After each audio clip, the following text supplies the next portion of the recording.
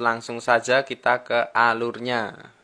Karena sebuah insiden, Xiangxin dan Zizu malah nggak sengaja berciuman. Jadi ciuman pertama mereka di sini bukan saat pesta perpisahan, tapi saat hari pertama masuk SMA. Dan sama seperti judul filmnya, Xiangxin jadi jatuh hati sama Zizu. Sampai kemudian Xiangxin tahu kalau Zizu adalah siswa nomor 1 di ujian masuk SMA Dunan yang menyampaikan pidato di sebuah acara penerimaan. Bertambahlah bucinlah dia. Tapi fakta menyedihkan bahwa adanya strata kelas membuat Xiangxin gak bisa interaksi sama Zizu. Apalagi di sini, kelas A itu memiliki bangunan khusus yang dilengkapi sama IQ scanner. Jadi hanya yang ber-IQ tinggi yang bisa masuk di sana. Yang IQ rendah kalau maksa bakal kena setrum. Oh iya, Zizu di sini macam upgrade dari Naoki sebelumnya. Karena dia bukan hanya nomor 1 di negaranya, tapi nomor 1 di Asia. Fanbase-nya juga udah gede, dengan pengikut ratusan ribu. Menjelaskan tentang sistem strata kelas. Jadi di versi ini, kesanjangannya beneran teramat jauh. Kelas A disibukkan dengan hal-hal positif, seperti menyelesaikan isu-isu negara, sementara kelas F sibuk mengambil rumah lebah. Waktu berlalu, dan mereka sudah di tingkat terakhir. Melalui lontaran asal Jin, Xiangxin termotivasi memberi surat cinta. Minimal dia bisa jujur sama perasaannya sebelum masa SMA berakhir. Dan penyerahan surat cinta itu tidaklah mudah. Mana bisa Xiangxin dengan sembarangan menerobos bangunan kelas A. Jadilah ia menyusun rencana dibantu oleh sohib-sohibnya untuk masuk kelas A. Saat kelas A simulasi. Dia cuma punya waktu 10 menit buat masuk ke bangunan kelas A. Seperti yang diduga, surat itu mengalami penolakan. Awalnya Xiangxin agak lega karena minimal nggak ada saksi mata. Ternyata diwaro dari CCTV dan menggunakan speaker disebut sebagai siswa yang bolos kelas dan membuang waktu 30 detik Zizu yang berharga. Ya, dan tentu berakhir dengan dikerumuni siswa-siswa yang ingin menghujat. Menuju kesialan Xiangxin yang kedua, di mana rumahnya roboh. Di sini beneran kelihatan, rumahnya memang udah royot. Mengambil dari versi asli, penyebabnya karena gempa, meski pusat gempanya dari jauh sekali. Jadi memang intinya karena masalah konstruksi bangunannya sih. Pagi harinya dibuka penggalangan dana untuk rumah roboh Xiangxin. Dan ini berakhir dengan ribut sama Zizu. Secara sembrono, Xiangxin bilang akan meletakkan namanya di lembaran yang sama dengan nama Ziyu. Dia ingin masuk peringkat 100 besar yang kemudian setelah ia kembali sadar, ia jadi menyesal dan mau keluar dari sekolah. Xiangxin dan ayahnya akhirnya hijrah ke rumah keluarga Jiang. Mami Jiang menyebut Xiangxin hangat dan bilang kalau dari dulu ia ingin punya anak cewek yang romantis. Dan periang soalnya dia cuma punya 2 anak cowok yang hobi belajar. Lalu muncul ide mau nyomblangin Xiangxin sama anak sulungnya. Tapi buru-buru ditolak Xiangxin. Xiangxin mencoba move on dengan bakar foto.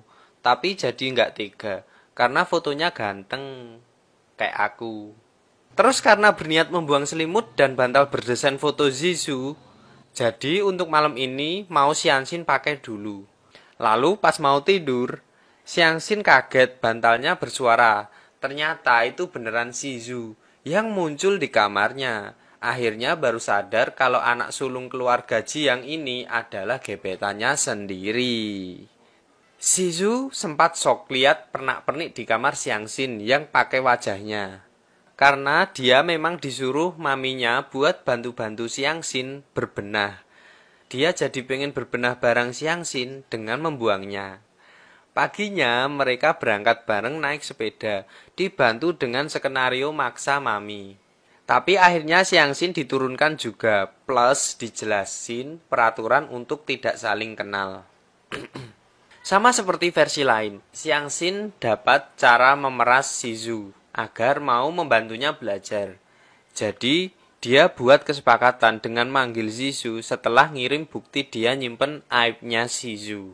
Lalu momen-momen belajar, pas Siyu ngecek buku buat mastiin materi, yang dia temuin malah penuh coretan namanya. Ada juga hitungan nama buat memastikan apakah mereka berjodoh. Kalau hasilnya 0, berarti mereka nanti nikah. Sama Zizu malah dikoreksi. Kalau hitungan ini aja juga salah. Aku rasa Zizu ini cukup sabar ngajarinya.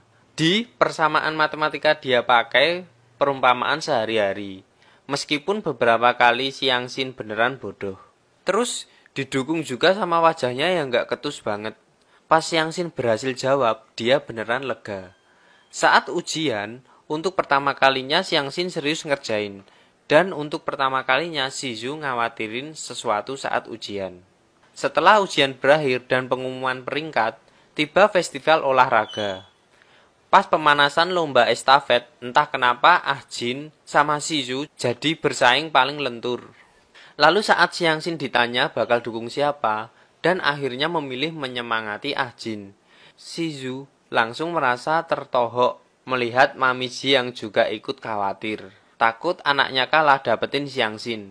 Makanya dia nyebarin foto waktu Xiangxin dan Zizu ketiduran pas belajar bareng. Karena pemadatan cerita, banyak hal yang terjadi di festival olahraga.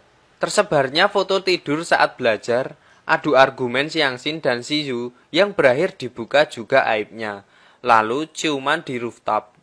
Di rooftop saat Xiangxin bilang mau nyerah sama Zizu. Tapi saat foto tidur tersebar, Zizu nggak ngamuk, malah godain suruh Xiangxin nyuci pakaiannya. Yang secara nggak langsung, Zizu sendiri yang membenarkan rumor itu di saat yang lain, dan bilang foto itu cuma editan. Ketua fan klubnya sampai pingsan dong, tahu itu foto asli. Tiba ke ujian masuk universitas, Xiangxin membuat masalah dengan makanan dan jimat buatannya. Ini sialnya Ziyu miriplah kayak Naoki lainnya. Jatuh dari tangga, pensil patah, sakit perut, dan ini juga langsung direkap sama batal ikut ujian tahap kedua karena nolongin Xiangxin. Tapi setelah memutuskan batal ikut ujian buat kuliah di Boston, Ziyu jadi membuka diri bahwa selama ini dia nggak tertarik buat nerusin perusahaan ayahnya. Akhirnya, untuk menemukan jati diri Ziyu keluar dari rumah. Alurnya memang dibuat seringkas itu, karena kan emang cuma porsi 2 jam. Sebelum pindah, Ziyu juga sempat buka obrolan sama Xiangxin. Secara nggak langsung, ia cerita kekhawatirannya, dan dengan gamblang Xiangxin bilang akan selalu berada di sisi Ziyu. Lalu memasuki kehidupan di kampus. Ziyu, yang nggak jadi kuliah di Boston, akhirnya kuliah juga di Universitas Dunan. Cuma karena udah beda rumah, Xiangxin jarang ketemu. Hingga akhirnya ia mampir ke tempat kerja part-time Ziyu, yaitu di sebuah klinik hewan. Lalu masuk scene pas Xiangxin curiga antara hubungan Ziyu dengan Sasui, teman kelas A-nya pas SMA.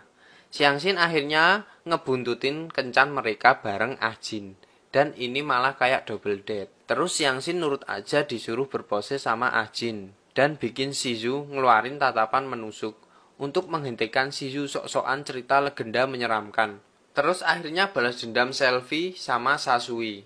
Pada akhirnya Xiangxin bisa kencan juga sih sama Ziyu, lalu berakhir ke motel, gara-gara ketinggalan bis terakhir. Dan ini salah satu adegan yang membekas banget. Xiangxin mengira Ziyu udah tidur, terus dia bilang di masa depan istrimu pasti bahagia kalau kita nggak bersama. Tolong janji kamu bakal nemuin orang yang menyukaimu lebih baik dari aku. Xiangxin ketiduran. Ziyu ternyata belum tidur dan dia balas bisakah kutemukan. Ziyu tahu orang yang paling mencintainya adalah Xiangxin. Setelah itu terjadi masalah di keluarga Jiang, ayah Jiang sakit, dan Ziyu terpaksa mundur dari cita-citanya buat nyelamatin perusahaan ayahnya.